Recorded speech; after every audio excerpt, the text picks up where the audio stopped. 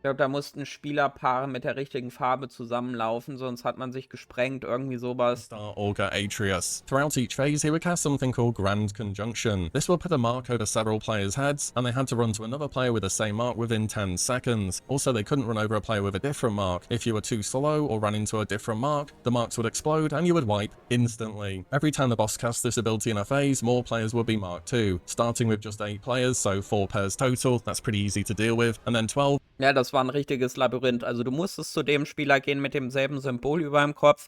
Und wenn du irgendwas anderes berührt hast, warst du instant tot und du hattest auf Mythic halt echt wenig Zeit dafür. Which is over half your raid, and finally 16, meaning pretty much your whole raid has to go find a corresponding player. That would mean 16 players have 10 seconds to pair up with somebody else with the same mark as them, and if a single person gets it wrong, you wipe. I think you can imagine how this boss would have been an absolute nightmare to progress, even if you had just perhaps 1 or 2 weaker links on your mythic raid team. He also had an extreme DPS check early on. The world first of this in fact used 2 healers. It was overall a big wall of a fight within the raid, but the Grand Conjunction mechanic was very unforgiving and definitely made things way harder. Following that, we're going back an expansion to Warlords of Draenor. You simply can't have a video about difficult boss mechanics without including Mythic Archimonde in the mix somewhere. This was the final boss of the expansion, and bei den habe ich auch nur auf HC gespielt.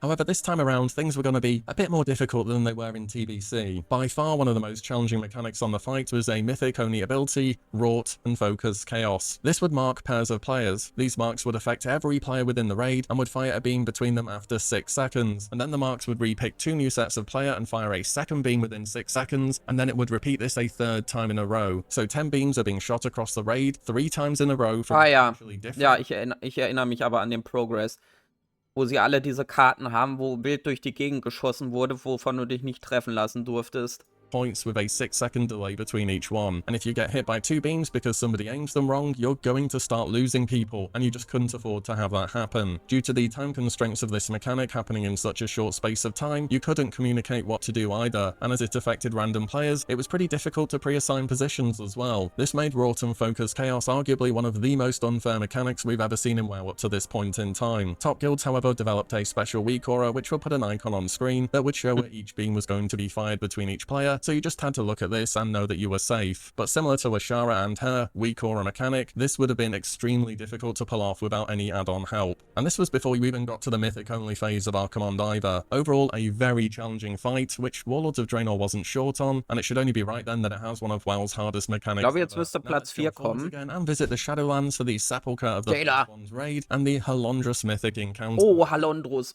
der war böse. Der war böse. Also richtig langer Fight, richtiger Check. Und da hattest du was, da mussten verschiedene Spieler, was war es denn, eine Kugel tragen? Irgendwie sowas. Und du musstest sie zum richtigen Zeitpunkt droppen, dann musste ein anderer Spieler sie aufnehmen. Man hat das immer in Pärchen gemacht. Und ich glaube, wurden diese Leute von irgendwelchen Fähigkeiten getroffen, hat es den ganzen Raid geschossen. Es wurden immer mehr Kugeln. Und ja, richtig hart. Site had a new mechanic on Mythic, which took it from being relatively simple to absolute nightmare fuel, and this was because of volatile charges. These are bombs that would spawn in sets of 3 at the start of the phase, and then 3 more later in phase 2. Picking them up would deal a high amount of damage to the player and apply a minor dot. After you pick them up though, a timer starts where you have to drop the bomb again before the timer ends, or the bomb explodes. But when you put it back down again, you get a debuff which makes you take a massive amount of damage if you try and pick it back up again, and then another timer starts, so a second player has to go and pick it back up, which restarts the first timer. Oh, so das war so ätzend. Groups of 2 players juggling these volatile charges for basically the entire fight, and if anyone messes up ever, you wipe. If one pair of a group dies, you're probably going to wipe because another player would have to fill in and flex. And on top of that, the boss itself was a serious DPS check, and is also spamming its own mechanics which force players to change their positions frequently. You had to make sure you were dropping the bomb in a good place for your partner so they were able to pick it up easily, without needing to walk into something which would cause them to take damage and probably end up killing them. This made Halondrus Mythic into a fight where you could really never relax. At any moment a bomb could go off and you'd felt as though you were never safe in securing the kill until the boss finally reached 0% health. Very tough fight to progress, and a mythic-only mechanic which made it significantly harder. Next we're going to Dragonflight for the most recent boss on this list. And number 2 is Mythic Tindral Sage Swift in Emir Drasil the Dream's Hope. This fight can only be described as being absolutely relentless. In fact, der Fight war wirklich richtig schlimm. Selbst wir, weil es das schon genervt worden hatten, glaube ich, 300-400 Puls gebraucht. Also letzten Endes, um den Fight zusammenzufassen, gefühlt jede Fähigkeit konnte dich one-shotten. Und gefühlt jeder Spieler konnte einen Fehler machen, wodurch du den ganzen Raid hochgejagt hast. Sei es, es sind in der Luft Bomben hochgegangen, da musstest du mit deinem Dragon Riding Mount die Dinger einsammeln, wenn nicht, ist der ganze Raid gestorben. Du hattest diesen Dragon Riding Flugpart, also es war wirklich ein richtig komplizierter Boss. It took more pulls on average than the final boss due to how difficult it was. One of the key things to know about this fight is just how many deadly mechanics it had, and as soon as you were done dealing with one of them, he was already casting the next. Und dann hattest du noch so Sachen, wo du, ich glaube, 16 kleine Bubbles einsammeln musstest, hast du da was von nicht eingesammelt, wurden alle hochgeschossen und so weiter. Error on Tindril was just non-existent. It was all about knowing and executing mechanics perfectly, whilst having a ton of personal responsibility at the same time. And one of the hardest mechanical crossovers here was for the Seeds of Flame. Throughout the fight, Tindril would summon a ton of fiery seeds on the platform. Players had 5 seconds to soak all of the seeds, and if any of them were missed, an ad would spawn that would wipe the raid a few seconds later. Das war der Punkt. Normal or heroic mode, where you could crush multiple seeds yourself by walking over them, on Mythic, each player could only do one. So you had literally a few seconds to ensure that every single seed was dealt with by a different member of your raid before going back to the boss and then more or less instantly getting another mechanic. There was an insane number of ways to wipe on this time constraints, and raid 1